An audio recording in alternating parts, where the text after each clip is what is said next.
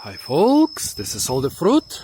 I'm in the gigantic and very well maintained botanic garden / agricultural park of Sabah in Tenom on the island of Borneo. And they have a lot of very interesting departments also for fruit hunting. Of course, the rare fruit tree part is the most interesting for me, but the other ones are also really cool. I cannot make a video about every part of the botanic garden, but the herbal garden has quite a good selection of different fruit bearing trees and other plants. In this case, herb doesn't mean herbaceous plant, but stuff that's used medicinally. So let's see what we have here. First we have some thickberry, Lantana camara. Well, it's not in season, so I don't see a single fruit I can eat here. This here looks almost like some other Lantana species. Not sure. Those huge palms here could be Bismarckia nobilis, or they could be something else. I don't see any fruit from the leaves. They are not bluish enough to be Bismarckia, so maybe some big Sabah. Well, tell me what you think this big palm is. Those big palms are. Well, here we have some cashew apple. What's a cashew apple? Well, basically it's the fruit of the cashew nut. However, right now we have flowering season. So, a ton of beautiful flowers on this cashew apple, but not a single fruit. I hope it's a cashew apple. I'm 99% sure. Tell me if you think it's something different. Do we have here? This seems to be... looks almost like another lantana, but it's not a lantana. Let's look here. Stachyta mutabilis. Okay, so this is a Stachyta mutabilis. Well, here there are signs at a lot of the plants. Pimentia dioica. Jamaican pepper. Don't think I've ever seen this before. Oh, yeah, it smells really aromatic, this Jamaican pepper. It smells like cloves, yeah, mostly like cloves and cinnamon, and a beautiful Christmas smell. Well, what do we have here?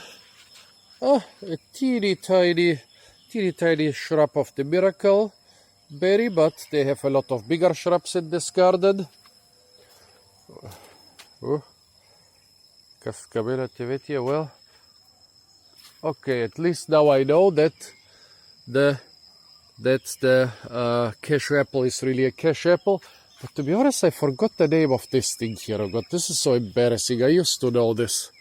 Those huge yellow flowers and those toxic fruit. I completely forgot the name. Sorry for that, folks. What do we have here? Euphorbia tirucali. Wow, they are actually managing to grow some semi-desert plants here. Well, the Euphorbia tirucali looks a lot more sparsely branched than normally, but it is growing. Here, torch ginger, Etlingera elatior. This is a very common plant in the jungle and also on the markets around here. Pomelo. Well, of course you can use citrus as medicinal plants. Let's see, I think they have more different stuff over here.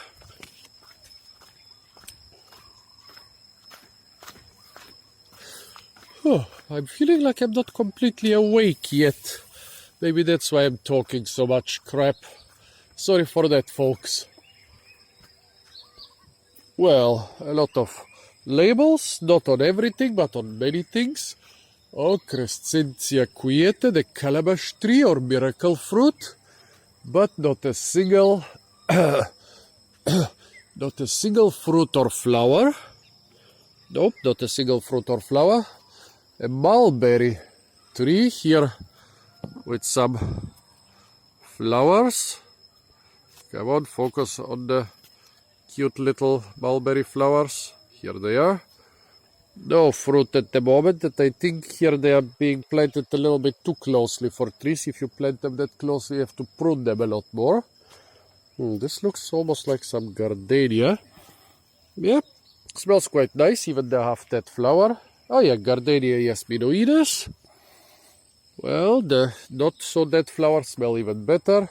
Oh, here we have poison nut or purging nut. I think this was Jatropha curacas. Yes, right. Oh, I thought that the second calabash tree would have some calabash fruit, but no, it's just the pomelo fruit growing among the calabash branches. Not a single calabash fruit here. Lemongrass. And this is some other ginger, Alpinia galanga. This is galanga, yeah. One of the common gingers around here. Noni, the smelliest fruit in the world. However, the Asian varieties don't seem to be as smelly as the Caribbean varieties. When I was in Guadeloupe, you could smell the stuff from 50 meters away, but now here you really have to hold it to your nose to smell the cheesy smell. Here's some other small ginger. Okay, it's in Givertserumbet. This seems to be some more normal ginger. Oh, what do we have here? This seems to be Moringa. Moringa, which is in flower right now. Not a single fruit, but a lot of nice flowers. They sure planted a lot of those pomelos. I mean, I totally approve of this. Here we have some Makota Deva, another medicinal fruit. Hello, sir. How are you? Fine. And of course, we have the wonderful gardeners who maintain all that. Thumbs up to the great gardeners of Taman, Pertanian, Tenom, right? Right. So let's see what we have here. A lot of small stuff which I don't know so much. Here we have a Bicambarella tree. I think here are more like the herbaceous medicinal plants in this part, aloe vera and stuff. And the trees, they have started planting them outside this small area. So let's see what we have here. Lawsonia inermis. I don't even know. Henna. Of course. So this is the plant where henna comes from. Okay, I didn't know that. This is the plant that makes your skin and your hair so reddish brownish, I guess. Well, here we have some soursop, even with some quite ripe fruit. That's how it grows. Let's see. Nope, those are still not ripe, but usually people pick them while still unripe, so that the birds and the other animals don't get them faster. Let's see, over there only soursop. What is this? This looks almost like a giant rambutan. Is this a giant rambutan? Oh no, this is a pili nut. Oh, okay, haven't seen those in a while. Pili nut. Let's see what we have here. A lot of smaller trees without labels. I'm afraid I cannot recognize any of them except for this one. This is the jujube over there. And of course the one I can recognize has a label.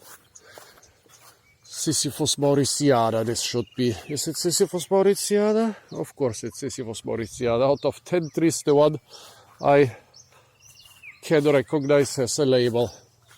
Well, here at the back, some papaya, which is also a highly medicinal plant, and some duku, which I guess also has some medicinal properties.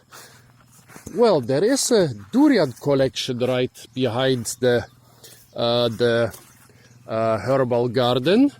A lot of young durian trees which grow with a lot of space, so they don't have those thin straight balls like a lot of other durian trees, but are more like big shrubs. No fruit on them right now, but the next buds for the next generation are already budding. Yeah, since durian fruit are quite big, in most species they grow more or less on the thicker branches. There are durians where the fruit grow on the branch tips. There are durians where the fruit grow at the base of the stem, but growing on the thicker branches which can support a bigger fruit is most typical here. Those leaf weaver ants, the reason I am afraid to climb trees in Southeast Asia, because you climb a tree and then hundreds of those attack you and they can really bite. Well, what else do we have here? Couple nice pergolas and nice shelters, so that when the sun or the rain are too much for you, you can hide here. Pepper. Very sad. The signs are basically at those plants. I know there should be some sort of pineapple. Well, here a nice pergola. Here the rest of the durian collection. It's quite small for my taste. I would have liked to see a lot more durian here, but maybe this is just a public durian collection. This park is hundreds of hectares and only a small part of it is publicly accessible, so I'm sure they have some giant collection of tasty durians somewhere else. Well, here there are a lot more medicinal plants. I don't want to cover all of them, especially since this is a part of the park where there are actually a couple labels. The fruit collection of the park has a lot less. What I want to show you is one of the biggest collections of stingless dwarf beehives in the park. They have them here and there. First because, well, bees are a great thing. Second, to show them as an agricultural, well, what shall I say, they are a domestic animal basically. And thirdly, of course, bees pollinate a lot of the fruit trees. So let's look at those spineless tiny little bees. If I was a beekeeper, I would open the beehive, but now I want to leave them alone. Here they usually live inside trees. They make this little funnel made of wax, this little wax faucet, which is not meant to run water through it, but exactly the opposite. It's meant to keep water out of the beehive. That's where they are coming out. Yeah, this is the most popular bee for keeping here in Malaysia, because, well, it doesn't sting. It's small and easy to manage. I bet a lot of people would like to keep the giant sting bees because they can provide up to a ton of honey per tree. But of course they are giant sting bees, so it's a little bit dangerous to keep them. So they are usually harvested in the wild, if at all. But the domestic bees here are the tiny bees, and usually people will just, when they cut down a forest, they will cut out the part of the tree which houses the beehive and sell it to a beekeeper. So the lumberjacks will basically, while they are harvesting the forest, will also harvest the wild bees. Yeah, folks, so this was the herbal garden, the durian collection, and the collection of tiny stingless beehives of the agricultural park in Tenom. Stay tuned for a lot more fruit videos from the beautiful island of Borneo, and don't forget to like, share, comment and subscribe.